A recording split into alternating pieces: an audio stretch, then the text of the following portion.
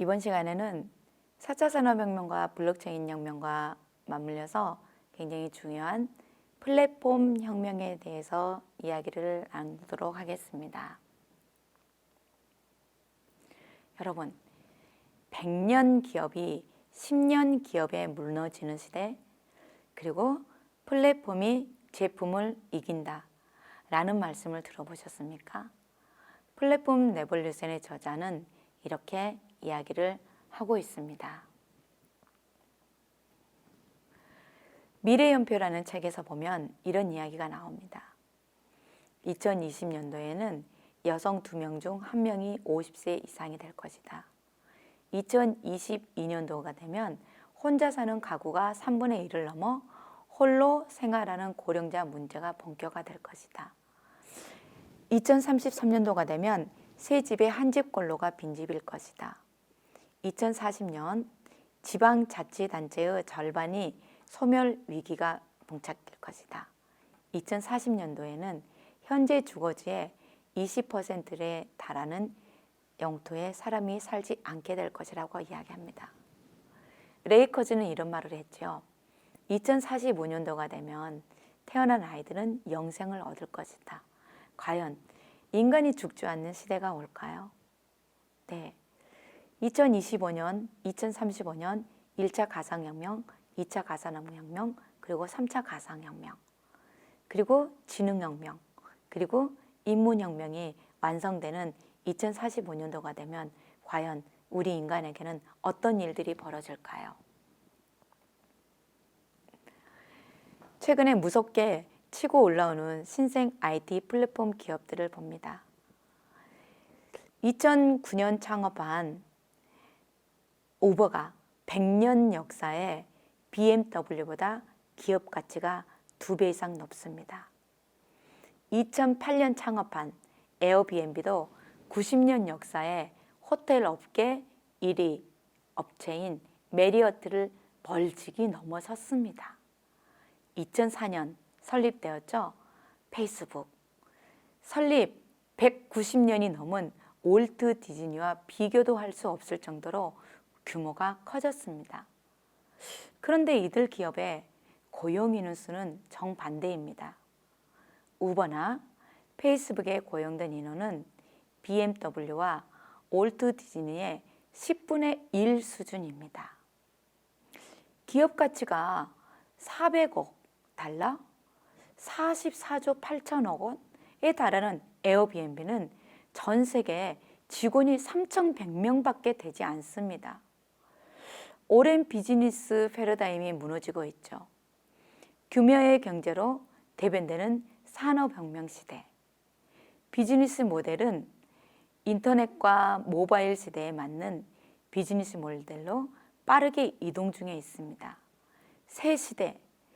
비즈니스 모델은 유저를 위해 가치를 창출하는 네트워크 효과에 기반합니다.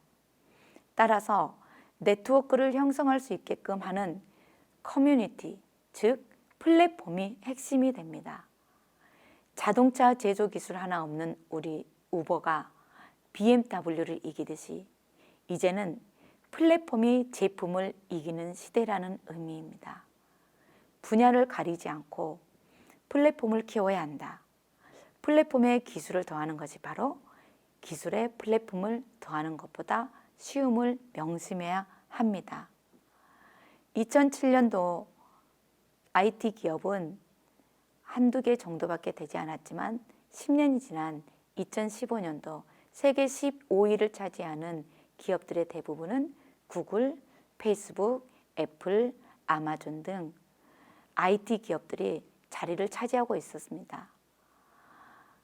4년 만에 1조 자산 가치를 만든다는 아이콘 기업들은 대부분이 이런 플랫폼 기업들입니다. 그런데 그 플랫폼 기업들은 자신의 자산이 유형의 자산이 없다라는 거죠. 그러면 플랫폼에서 무엇을 하느냐?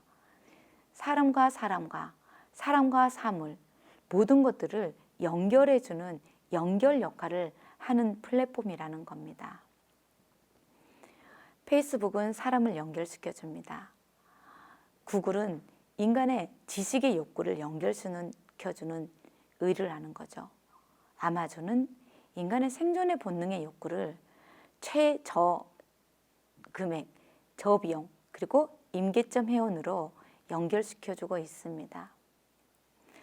인터브랜드 선정 2018년 글로벌 브랜드 가치 순위 탑 10종 중 코카콜라, 토요타, 맥도날드 외의 6개 기업이 플랫폼 기업으로 분류됩니다. 네, 물론 코카콜라도 소프트웨어 중심으로 이루어지면서 다시 재기해야죠.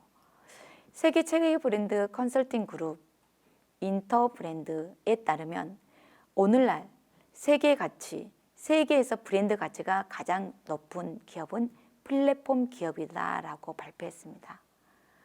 그나마도 전통 제조기업으로 분류된 토요타와 벤츠 역시 스스로 플랫폼 기업으로 변선하기 위해 연구와 투자를 지속하고 있는 기업으로 꼽힙니다. 5년 전만 해도 탑 10에 속한 플랫폼 기업은 애플, 마이크로소프트, 구글 3개에 불과했습니다. 엑선모빌, GE, 시티은행, 에너지뱅킹 등 에너지와 은행 금융 분야의 전통 거대 기업들이 경제와 비즈니스 전반을 주도하고 있었죠. 그게 불과 5년 전 일입니다. 지금 그런 기업들은 10위권은커녕 30위 안에서도 찾기가 힘듭니다. 시간을 좀 더 좁혀 3년 전으로 가볼까요? 당시 브랜드 가치 1위 기업은 코카콜라였습니다.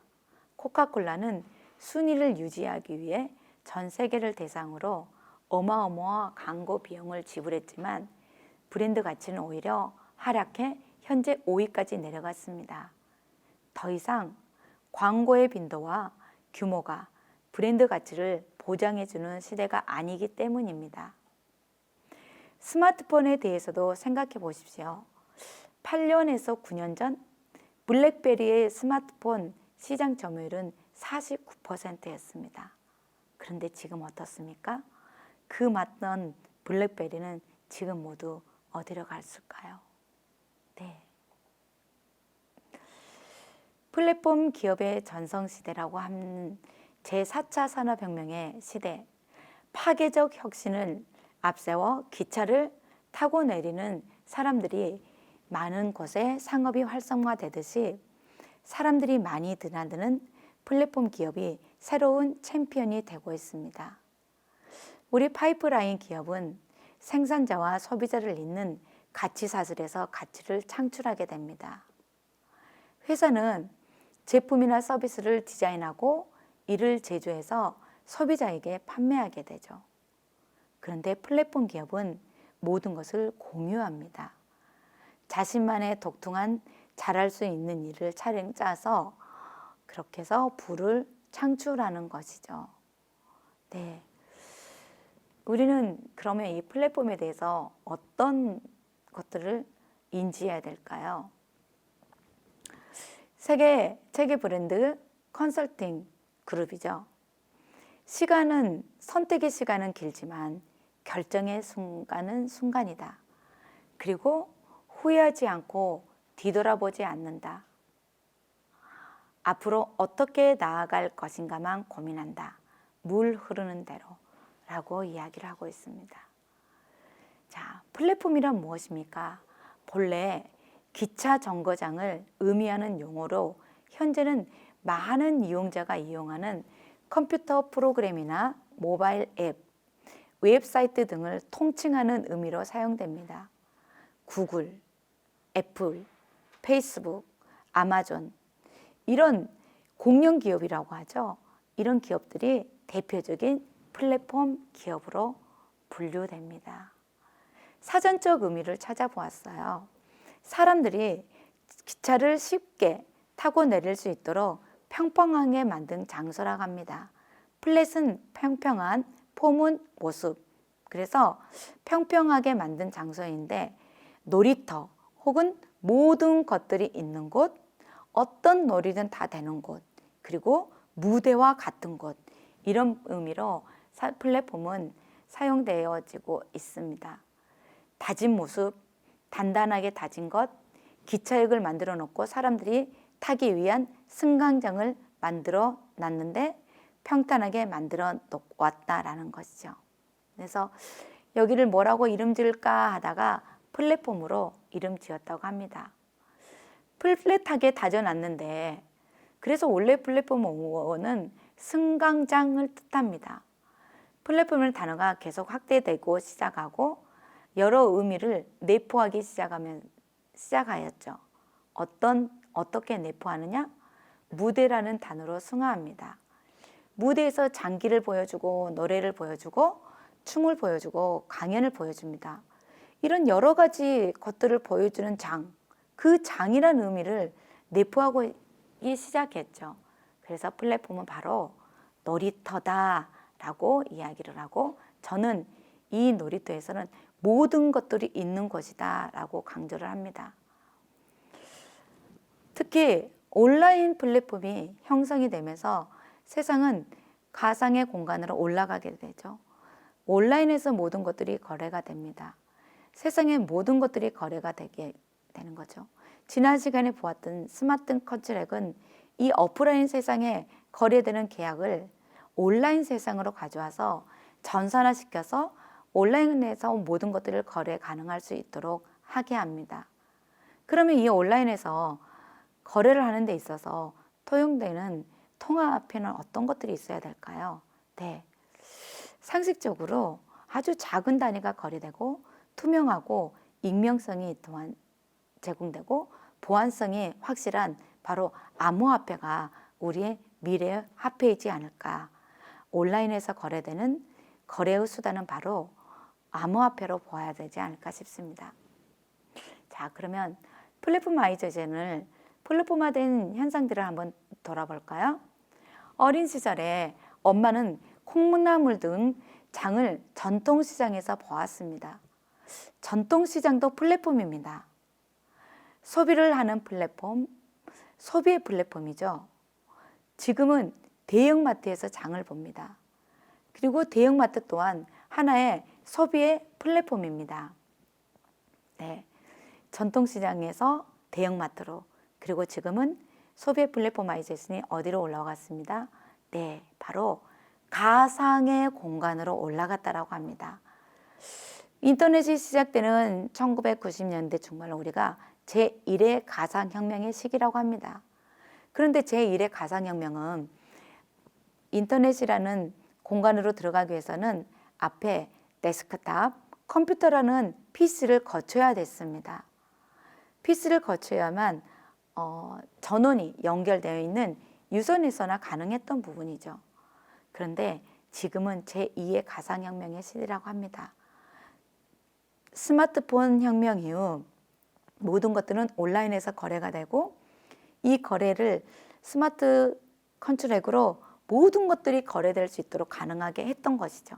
그래서 우리는 2008년도와 2015년도에 경제 혁신을, 스마트폰 혁신, 블록체인 폰 혁신을 꼭 기억해야 될 것 같습니다. 제2의 가상혁명으로 들어오면서 우리는 온라인 투 오프라인, O2O 플랫폼이 가능해지게 됩니다. 그래서 전통시장 플랫폼에서 대형마트의 플랫폼으로, 그리고 온라인 플랫폼으로 오게 됩니다. 여기에 우리가 조금 더 나아가 볼까요? 이제는 커뮤니티 소비라고 합니다. 커뮤니티 간에 온라인에서는 집단 무의식이 작동하게 되고, 집단 무의식 속에서 온라인 플랫폼 안에 있는 커뮤니티들끼리 동질의 어떤 의식을 느끼게 된다는 것이죠. 이런 부분들이 토큰 이코노미와 함께 구동이 되어서 새로운 네트워크 시스템을 만들게 될 것입니다. 우리는 온라인 세상에서 대부분의 삶을 살아가게 되겠죠. 네, 이런 제2의 가상혁명의 시대에 온라인 플랫폼은 바로 커뮤니티 소비의 모습으로 자리 잡게 될 것입니다. 특히 플랫폼화이제이션이라고 하는데, 이런 소비의 플랫폼이 변화되고 있다는 말입니다. 지금 주로 이용하고 있는 플랫폼이 바로 우리의 온라인 기반 플랫폼이죠. 소비자가 이쪽으로 이동하니 기업도 이쪽에서 소비자로 만나려고 기업 경영하는 것입니다. 그것을 플랫포마이제이션이라고 합니다. 자, 기업도 온라인으로 오게 됩니다. 온라인에서는 특별히 우리가 유형의 어떤 것들이 보입니까? 네, 보이지 않습니다. 그래서 우리는 아바타로 거래를 하게 됩니다. 엘빈 토플러가 1999년에 이야기했던 프로슈머라는 개념을 우리는 이제 온라인 플랫폼에서 구현하고 있습니다. 생산자와 소비자가 함께 구동하고 소비자가 공급을 창출하는 시대, 생산자가 소비를 만들어내는 시장, 이런 것들이 바로 프로슈머 마케팅으로 가능하게 될 것입니다. 그러면 금융의 소비라는 이동을 한번 볼까요? 소비라는 플랫폼이 전통시장에서 마트로, 마트에서 스마트폰으로 들어왔듯이 은행이라는 서비스도 마찬가지죠. 각종 금융 서비스를 이용하는 플랫폼의 모습이 은행 접근에서 은행원을 만나는 모습에서 점차 ATM, CD기를 이용하는 모습으로 진화되었습니다. 근래에는 인터넷 뱅킹 및 모바일 뱅킹을 이용해 손에서 금융 서비스를 누리는 모습으로 진화를 했죠. 그런데 여러분, 전자상거래 관리사라는 것이 있는 줄 아십니까? 전자상거래를 통해서 우리가 온라인에서 제1차 가상혁명을 통해서 온라인에서 물건을 구입하고 온라인에서 거래가 일어났습니다. 그런데 만약 온라인에서 우리가 PC를 통해서 내가 옷을 사고 물건을 구입을 했는데 현금을 입금하기 위해서, 돈을 입금하기 위해서 오프라인 은행을 직접 가서 우리가 입금을 하게 된다면, 비용을 입금하게 된다면 어떻게 될까요? 과연 이 온라인 혁명이 발전을 했을까요? 네, 그런 번거로운 일을 하지 않았겠죠. 차라리 그냥 앞에 슈퍼마켓이나 대형마트에 가서 물건을 구매했겠죠. 그런데 이런 시장의 진화, 플랫폼의 진화가 일어났던 것은 바로 우리의 어떤 은행 서비스의 진화였던 것이죠. 그래서 스마트폰에서 이야기하는 핀테크 기술이 이런 것들을 뒷받침해주지 않았으면 결코 발전할 수 없는 모습이라고 볼 수 있습니다. 은행 서비스라는 놀이터가 대면 서비스에서 ATM으로 그리고 바로 모바일 뱅킹으로 올라오면서 우리는 제2차 가상혁명의 시대를 맞이하게 되었습니다. 지급결제의 플랫포마이제이션을 볼까요? 과거에는 돈 내고 결제했죠. 할 때 현금 지급 결제 방식이 지급 결제에 있어서 플랫폼이었습니다. 그런데 지금 여러분은 카드 혹은 모바일 지급 결제 방식을 이용하게 됩니다. 이게 바로 플랫포마이제이션입니다.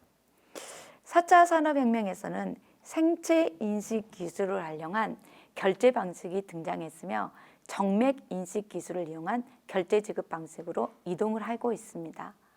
스마트폰의 잠금 기능을 해제할 때 은행 앱에 로그인할 때 등 비밀번호를 입력하는 대신 손가락 지문이나 홍채를 인식하는 경우가 많아지고 있습니다. 네, 아이폰을 쓰시는 분들은 이미 오래전부터 안면 인식을 시도하고 있었죠. 네, 삼성 스마트폰을 사용하면서 우리는 지문 인식을 대부분 사용하고 계실 겁니다. 스마트폰이 필수가 되고 핀테크가 발전하면서 개인정보 보안과 편리함을 위한 생체 인식 기술이 발전하고 있기 때문이죠. 빠르게 변하는 사물 인터넷 시대, 생체 인식 기술이 어떻게 진화하고 있는지 한번 볼까요? 생체 인식 기술이란 사람마다 다른 지문, 홍채, 혈관 등 독특한 생체 정보를 통해 본인을 인증하는 방식을 말하는데요. 글로벌 시장 조사 기관 트랙티카는 이런 생체 인식 분야가 2015년 20억 달러에서 9년 후에는 149억 달러 규모로 성장할 것이라고 전망했습니다. 2020년에는 약 48억 대의 스마트 기기에 생체 인식 기술이 적용될 것이라고 예상했죠. 생체 인식 기술의 가장 기본은 이미 널리 사용되고 있는 지문 인식입니다. 하지만 땀이나 먼지 등으로 인해 인식률이 떨어지는 등 단점이 있는데요. 그래서 최근에는 지문 인식보다 더 보안성이 강하고 편리한 생체 인식 기술들이 등장하고 있는 것입니다. 특히 사람마다 구분 지을 수 있는 특징점이 더 많은 홍채 인식과 얼굴 인식이 주목을 받고 있습니다. 홍채 인식은 눈의 검은 동공과 흰자위 사이에 있는 도넛 모양의 홍채를 이용합니다. 안면 인식은 인식 기술에 따라 알고리즘이 조금씩 다르기 때문에 사람의 얼굴에서 추출하는 얼굴의 특징점도 조금은 다른데요. 대체로 코와 입, 눈썹, 그리고 얼굴 골격을 분석해서 인식하죠. 최근에는 정맥 인식, 걸음걸이 인식, 수기 서명 인식 등 생체 인식의 범위가 다양해지고 있는 추세입니다. 네, 여기까지 우리는 다양한 플랫포마이제이션에 대해서 알아보았습니다. 온라인 혁명으로 올라가는 온라인 플랫폼 혁명, 다음 시간에는 과연 그런 온라인 플랫폼에서 어떤 일들이 일어나고 있는지 제 다음 세션에서 다음 차스에서 우리가 만나보도록 하겠습니다. 감사합니다.